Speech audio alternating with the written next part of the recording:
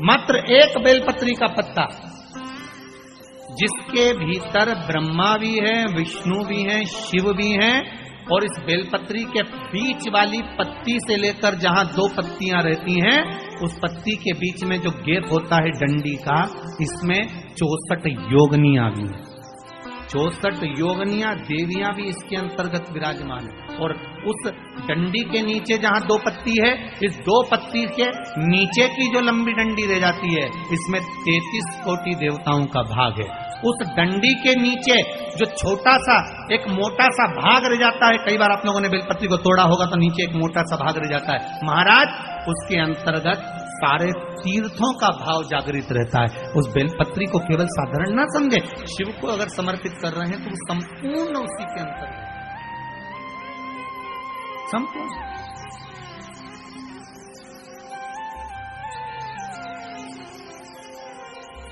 केवल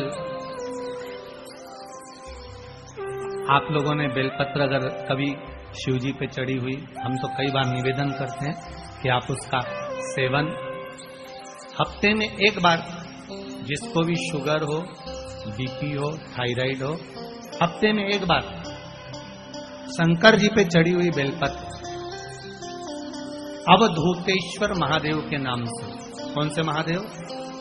अवधूतेश्वर महादेव के नाम से खाना प्रारंभ कर देना चाहिए, हफ्ते में एक बार। और जिसके भी घुटने में प्रॉब्लम रहती है या डॉक्टर ने बोल दिया कि घुटना बदलना पड़ेगा, तो उनके लिए निवेदन है, शिवरात्रि के दिन रात्रि को 12 बजे शंकर जी पे चढ़ी हुई बेलपत्र, भगवान शंकर पर चढ़ी हुई बेलपत्र, शिव जी के मंदिर पर ही बाहर खड़े होकर शिखर का दर्शन कर उस बेलपत्र को चबा चबा कर खा लीजिए, घुटना बदलने की जरूरत नहीं पड़ेगी, कभी भी घुटना बदलने की जरूरत नहीं। और कई लोगों ने प्रैक्टिकल करके देखा है, आपके बीच में ही लोग बैठे होंगे, बहुत सारे आपके भीतर बैठे होंगे। भगवान भूत भावन भूतेश्वर मेरा शंकर, मेरा कैलाशी, मेरा अविनाशी, मेरा शिव है। इस मृत्यु लोक का पर दुनिया के लोग न जाने क्यों कहे हम कृष्ण वाले हैं, हम श्री जी वाले हैं, हम शंकर के मंदिर नहीं जाते। वो कोई कहता हम नारायण वाले, हम शंकर को नहीं मानते, हम शंकर का प्रसाद नहीं लेते, हम शंकर के मंदिर नहीं जाते। भगवान को ऐसा बांट दिया कि शंकर के दरवाजे को जाने को तैयार नहीं आता। कोई किसी ने एक बार पार्वती जी ने शिव जी से पूछा, भोलेनाथ जी कोई तुम्हारे मंदिर में नहीं आता, कोई तुम पर जल नहीं चढ़ाता, कोई तुम्हें नमन नहीं करता, सब ये मंदिर जाना, नारायण के मंदिर जाना, वो मंदिर जाना, वो देवता को रिझाना, वो देवी को रिझाना, पर तुम्हारे को कोई नहीं रिझाता। शंकर भगवान बोले मत रिझाने दे, अपने को कोई दिक्कत नहीं, अपन तो शांति से बैठे रहो।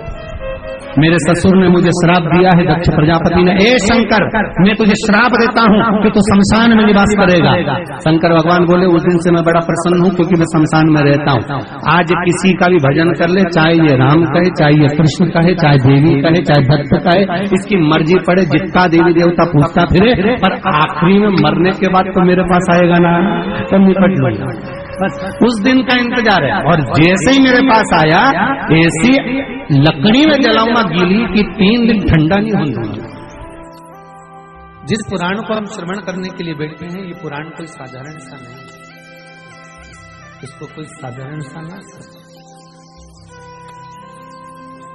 भगवान शिव की जब कृपा होती है, करुणा होती है, दया होती है, तब जाकर कहीं आप भगवान शंकर की अविरल भक्ति और मुक्ति के पथ को निश्चित करने वाली शिव महापुराण की कथा श्रवण कर पाते।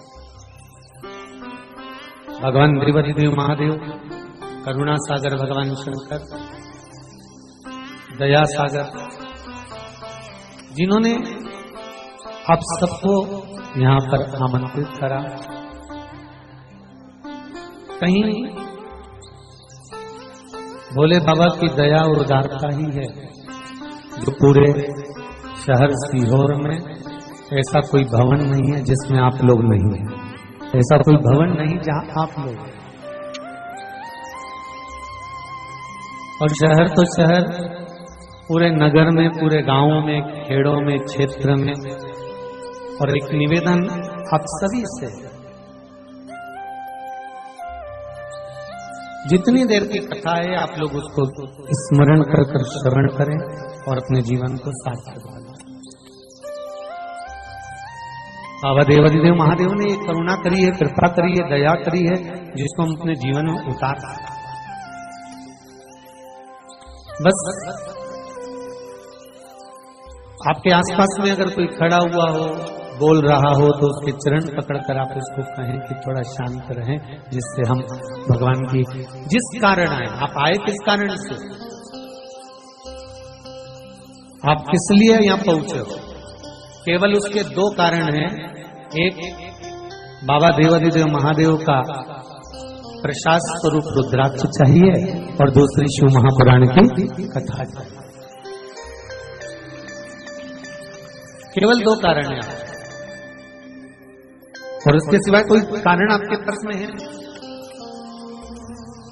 कौन किसके यहाँ आता है जी? किसके बस का है? जो कोई आए जाए, किसके बस का? ये तो देव अधिदेव महादेव की करुणा, कृपा, दया, उदारता है, जिसके बल पर हम भगवान की अविरल भक्ति और मुक्ति का साधन शिव महापुराण कथा का रस साधन करते। शंभो शरणे मांगो घड़ी दुख काटो, दया करी न दर्शन आपो। शंभो शरण मांगो घड़ी रे घड़ी दुख काटो, दया करी न दर्शन आपो। बाबा से केवल एक निवेदन, एक प्रार्थना और बाबा से केवल एक विनती, हमारे जीवन की एक सार्थक कि तेरा ही दिया मैंने खाया पिया है, तेरा शुक्रिया है, तेरा शुक्रिया है।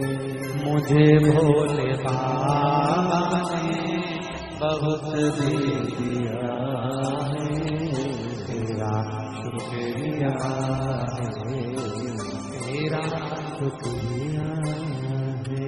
ये जयदास जी है, औलाद जी है, मुसीबत में हर वक्त इमदाद जी है, तेरा ही दिया खाया पिया है, तेरा शुक्रिया है, तेरा शुक्रिया है। उसकी कृपा ना हो तब तक कोई कार्य हो ही नहीं सकता।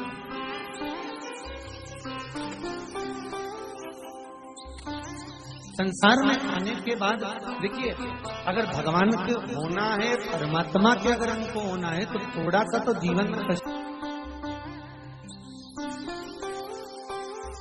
वैकुंठ चतुर्दशी का जो दिन है महाराज, इस दिन रात्रि को 11 बजे से लेकर 12:30 के बीच में दीपदान होता है और 14 दिए का दान होता है।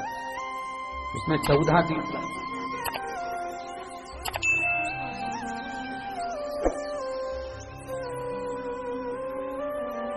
14 निवेदन है आप सबसे कि प्रयास करना कि घर के बाहर आप एक दीप, जहां पर आपका जलाशय है, पानी का स्थान है, वहां रख दें और एक दीप तुलसी के क्यारे के पास रखें, बाकी के दीप आप घर के बाहर लगा। 14 दीप। वृंदा की आंखों से आंसू बह रहे हैं, नैनों से नीर बह रहे, और वृंदा ने उसी समय भगवान शंकर को बुलाया, भोलेनाथ पधारो पधारो।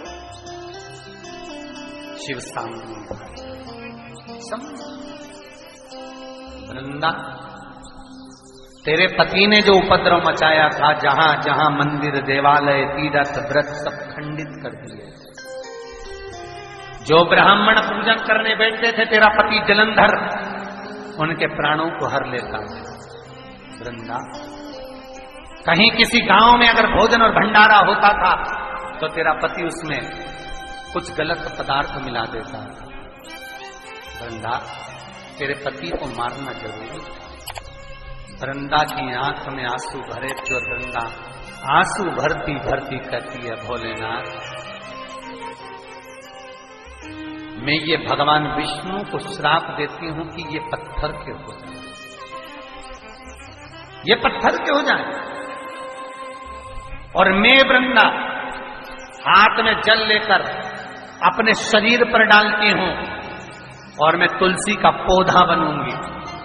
पर भोलेनाथ, हे शंकर, हे शंभु, हे त्रिकालदर्शी, हे कैलाश, मैं तुलसी कभी आप पर नहीं चढ़ूंगा। केवल वर्ष में एक दिन होगा बैकुंठ चतुर्दशी का दिन, जिस दिन भगवान का हरिहर मिलन होता है। बैकुंठ चतुर्दशी दीपावली के बाद में आती है, पूर्णिमा के पहले, कार्तिक पूर्णिमा जो आएगी बैकुंठ। और इस बैकुंठ चतुर्दशी का बड़ा महत्व है साहब। जो बच्चे पढ़ने में कमजोर होते हैं, विद्या में कमजोर होते हैं, जिनकी चित्तवृत्ति कमजोर होती है, जो उनको माता पिता बार बार कहते पढ़ पढ़ पढ़ और बच्चा पढ़ता नहीं है, उनका दिमाग, उनकी चित्तवृत्ति खेलने में लगी रहती है, चिड़चिड़े रहते हैं, उन बच्चों के लिए शिव महापुराण कहती है बैकुंठ चतुर्दशी